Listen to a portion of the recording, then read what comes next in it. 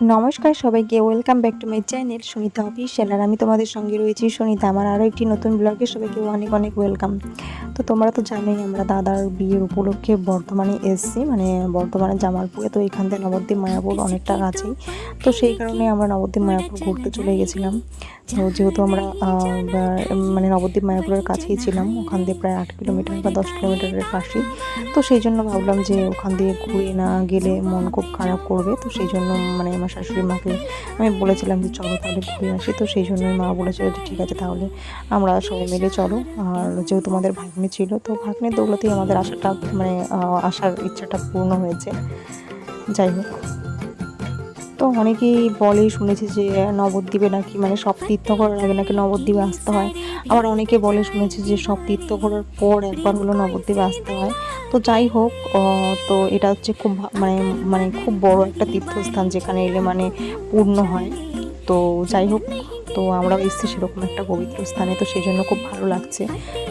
তো আর অনেকদিন পর গঙ্গা নদীতে এলাম, এর আগেও ছিলাম, গেছিলাম, তো আবার অনেকদিন পর এলাম, তাই বেশ ভালোই লাগছে। তো চলো মায়াপুর থেকে নবদ্বীপ কী করে যাচ্ছি, কী কী দেখতে পাচ্ছি সব কিছু তোমাদের সাথে শেয়ার করবো, তোমরা সাথে থেকেও দেখতে পাবে।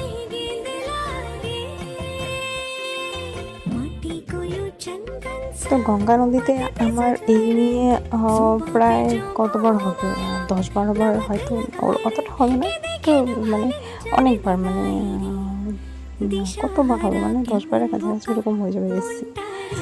তো যাই হোক, আর আমার সঙ্গে যারা আছে মোটামুটি সবাই এসছে, কিন্তু একটু কম, যেহেতু আমি গঙ্গা নদীর পাশেই একটা হসপিটালে জব করতাম, তো সেই কারণে অনেকবার আসা হয়েছে। তবে নবদ্বীপের গঙ্গা কখনো পার হয়নি, এই ফার্স্ট টাইম যাচ্ছি, মানে নবদ্বীপ থেকে মায়াপুর ফার্স্ট টাইম যাচ্ছি। আর আমি তো এটাও জানতাম না যে মানে নবদ্বীপ এপারে মায়াপুর ওপারে, আমি ভাবতাম যে দুটোই বোধহয় মানে কাছাকাছি মানে পাশাপাশি হবে। যাই হোক, ফার্স্ট টাইম দেখছি। আর এই যে এইখানে দেখো, এটা আমাদের ভাগ্নে, তো ভাগ্নের দৌলতেই আমরা আসতে পেরেছি, কেননা ভাগ্নেরই গাড়ি ছিল, ভাগ্নের গাড়িতে চলে সবাই মিলে এসেছি। আর দেখো নদীটা কত সুন্দর লাগছে, আমার তো ভীষণ ভালো লাগছিল।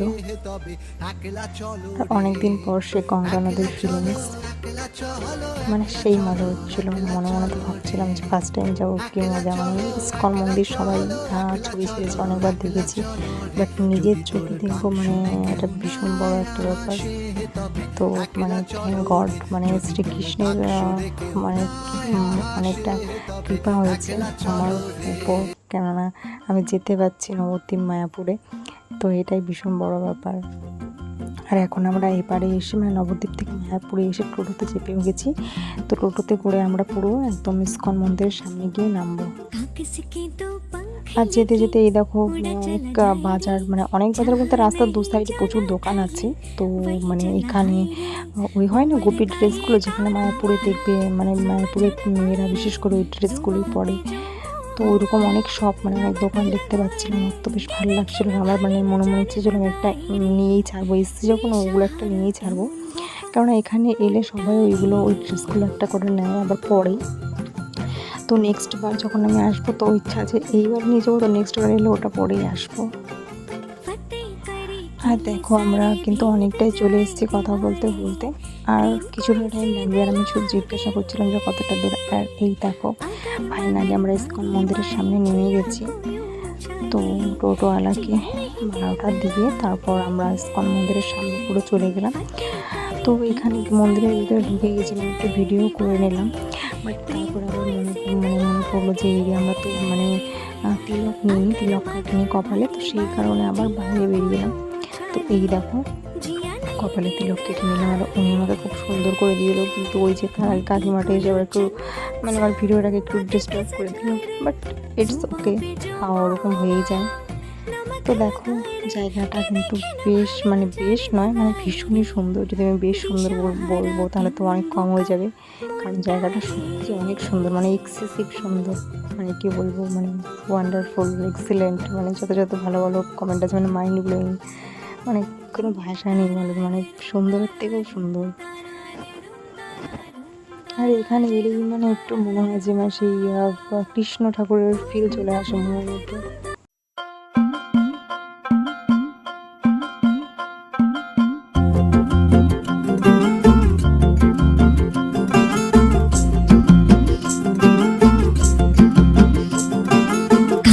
के तो पंख लेके उड़ा चला जाए रे, जहाँ नहीं जाना था ये वही चला हाय रे। उम्र का ये ताना बाना समझ न पाए रे, जुबां पे जो मोह माया नमक लगाए रे, के देखे न भाले न जाने न दाए रे, दिशाहारा केमन बोका মনটা রে।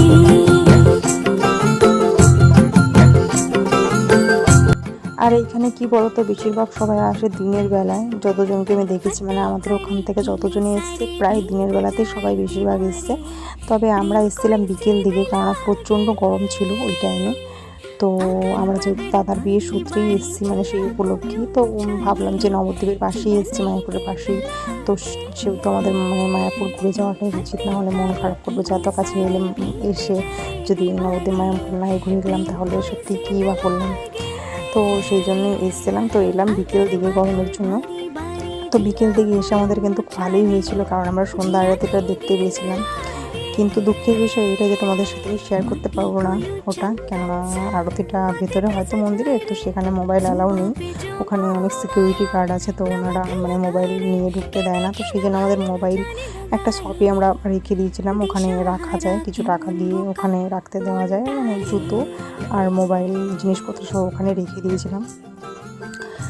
তো যাই হোক, কিন্তু বাদ বাকি সবটাই তোমাদের দেখাবো, যে মানে ভেতরটা নাই দেখাতে পারলাম, বাট তোমরা বাইরেটা দেখো, বাইরেটা অনেকটাই সুন্দর, মানে খুবই সুন্দর। হয়তো বৃন্দাবনের মন্দিরগুলো আরও বেশি সুন্দর, বৃন্দাবনে আমার যাওয়ার ইচ্ছা আছে। তবে আমাদের ওয়েস্ট বেঙ্গলে কিন্তু কাছাকাছির মধ্যে আমাদের এই মানে নবদ্বীপের বা মায়াপুরের যে মন্দিরগুলো আছে ওগুলো কিন্তু ভীষণই সুন্দর। তোমরা যারা যারা আসুন, এমনিতেও সবাইকে বলবো যে সত্যি একবার এসো, তোমাদেরও মন একদম মাইন্ড ফ্রেশ হয়ে যাবে, মন অনেক ভালো হয়ে যাবে। আসলে কি বলতো, শ্রীকৃষ্ণ এমনই একজন মানে দেবতা, মানে কি বলবো, দেবতারা এমনিও সবাই ভীষণই মানে ভালো হয়, তবে শ্রীকৃষ্ণ এমনই একজন দেবতা, উনি না মানে কখনো কাউকে খারাপ থাকতে দেয় না। মানে ওনাকেও দেখবে যে কখনো তোমরা মানে ওনার কান্না করেছে বা ওনার মানে রাগি মুখ কখনো দেখবে না, কারণ উনি দুঃখে থাকুক, সুখে থাকুক, কষ্টে থাকুক, যাই থাকুক না কেন, সবসময় কিন্তু ওনার মুখে হাসিটা বিদ্যমান, হাসিটা বিরাজ করে। এই জিনিসটা কিন্তু লক্ষ্য করবে তোমরা, কোনো রকম ছবিতে হোক, পোস্টারে হোক, মূর্তি হোক, কিংবা বেশিরভাগ যখন সিরিয়াল বা তোমরা কোনো মুভিতে দেখবে, কৃষ্ণ ঠাকুর কিন্তু কখনো কান্না বা মন খারাপ করে বা মানে মুখটা ভার করে থাকে না, সবসময় হাসি মুখে থাকে। তো সেই জন্য ওনার মন্দিরে গেলে ওনার যখন মুখটা দেখবে তোমরা, তখন তোমাদের মনের মধ্যেও মানে একটা সেই শান্তি বিরাজ করবে, মানে মনের মধ্যে একটা মানে এরকম একটা ফিল আসবে যেন মানে শান্তি, মানে ওনার মুখটা দেখলেই মনে হবে যেন যে কোথায় মানে কত শান্তিতে আছি আমরা, মানে এত সুন্দর মিষ্টি একটা মুখ, মানে দেখলেই মন জুড়িয়ে যাবে, এরকম একটা ব্যাপার। তো সেই জন্য আর এখানে তো সব জায়গাতে কৃষ্ণ কৃষ্ণ, হরে কৃষ্ণ, মানে কী বলবো, মানে আমার সেই ফিল হচ্ছিল, মানে কী বলবো, মানে আমি ঠিক বোঝাতে পারছি না তোমাদের, তোমরা গেলে বুঝতে পারবে যে এত দারুণ, মানে এত দারুণ, মানে এত সুন্দর পরিবেশ, দারুণ একদম, মানে কী বলবো, ভয়েস ওভারটা আমি বহুদিন পরে দিচ্ছি, কারণ ভয়েস ওভারটা দিলে তো সেই ফিলটা করবে, মানে আমার মনে মধ্যে চলে আসছে যে এত ফিল, মানে সেই ফিলিংসটা কী বলবো, মানে আর এখানে দেখো কী সুন্দর নগর কীর্তনে বেরিয়েছে, কী সুন্দর।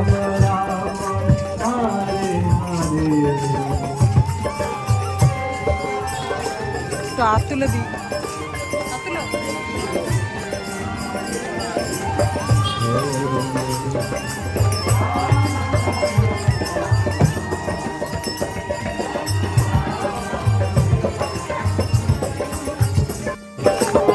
হরে রাম হরে রাম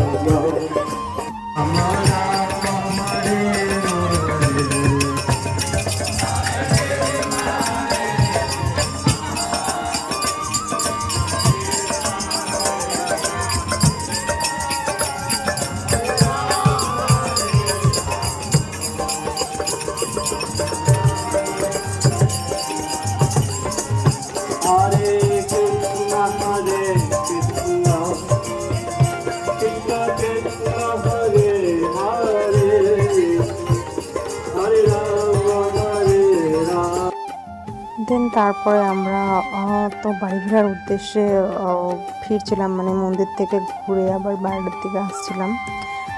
তো ভাবছিলাম যে মানে কিছু নিতে হবে, মানে কি বলতো, মানে এখানে এলাম যেহেতু, তো কেনাকাটা কিছু করতে হবে। তো সেই কারণেই আমরা ভাবলাম যে তাহলে বাজারে ঢুকবো, আর তার আগে যে পুচকুটাকে নিয়ে একটু ভিডিও করে নিলাম। এটা কিন্তু মন্দিরের মধ্যেই, এখন আমরা বাইরে বের হইনি। তো এই ভেতরটা দেখো, মানে এখানটাতেও আর একটা অনুষ্ঠান হচ্ছিল, তো আমরা ভাবলাম যে ওই দিকটা একবার দেখেই যাই। তো ওই দেখো সামনে লাইটিংগুলো দেখে বুঝতে পারবে। আর পুচকোটা দেখো আমার কোলে দেখাচ্ছিল যে মানে ফোনটা নেবে নেবে করছিল, ওরকম করে হাত দিয়ে দেখাচ্ছিল শুধু। আর দেখো জাস্ট কি সুন্দর লাগছে। এই যে ফাইনালি আমরা লাইটিংয়ের কাছাকাছি চলে এসেছি, আর এখানে এসে তো আমি একটু রিলসও বানিয়ে নিয়েছি।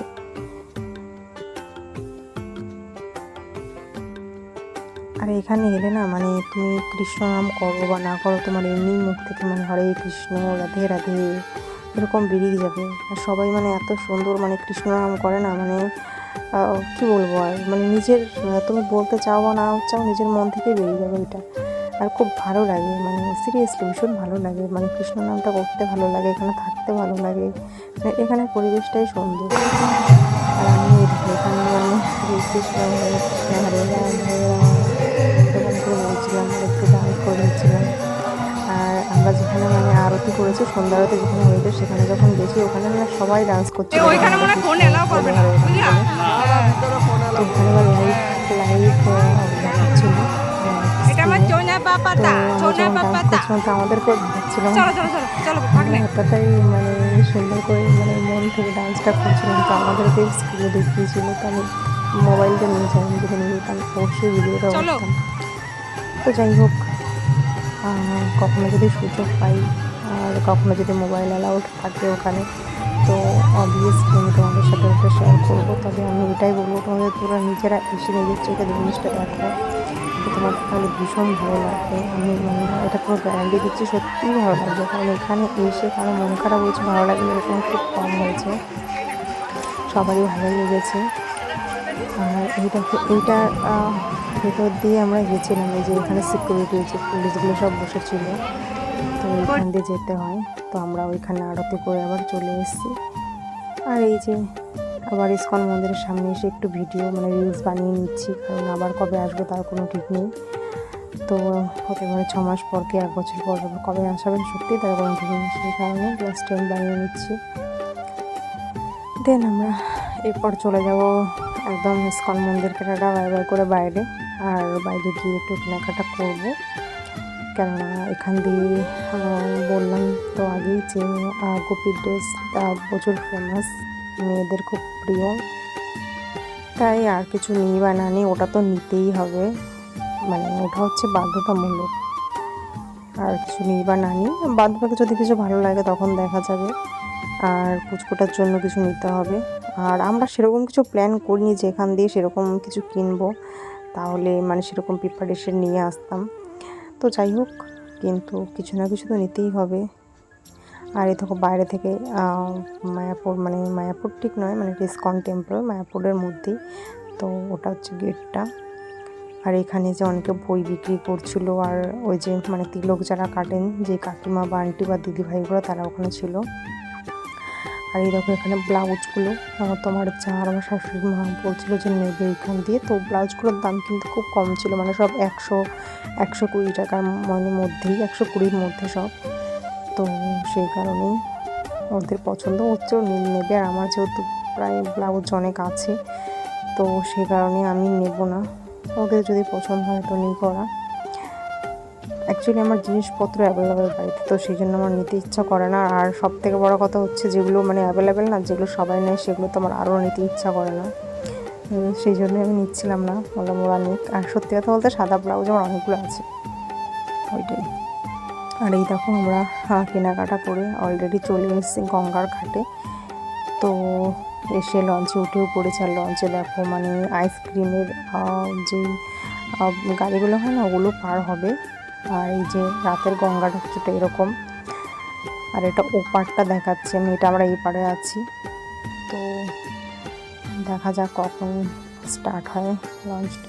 তো গাইস অনেকটা লেট হয়ে গেছে, এখন আর ভিডিও করা পসিবল হবে না। তো তোমরা জানিও যে ভিডিওটা কীরকম লাগলো, ভালো লাগলে অবশ্যই লাইক কমেন্ট শেয়ার করো। চলো দেখা হচ্ছে নেক্সট ভিডিওতে, তোমরা সুস্থ থেকো, ভালো থেকো। Thank you for watching, by.